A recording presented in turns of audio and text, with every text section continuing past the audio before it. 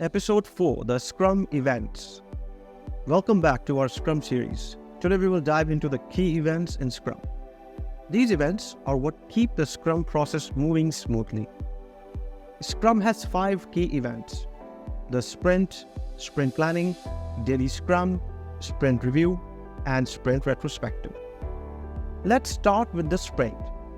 The sprint is the heart of Scrum. It's a time-boxed period, usually 2 to 4 weeks, where the team works to create a potentially shippable product increment. The goal of each sprint is to deliver something valuable. Next is a sprint planning. This event kicks off the sprint. The whole team collaborates to decide what can be delivered in the sprint and how that work will be achieved.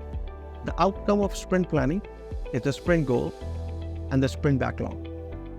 The daily Scrum is a short daily meeting where the team inspects their progress toward the sprint goal and adjusts the plan as necessary.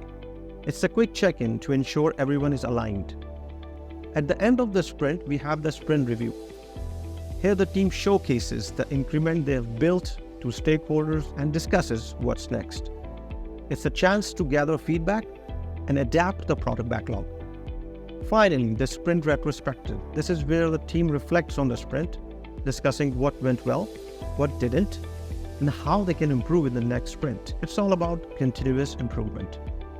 In the next episode, we will break down Scrum artifacts and how they support the work of the Scrum team. Don't miss it. Be sure to subscribe and hit the notification bell so you are ready for our next episode. See you soon.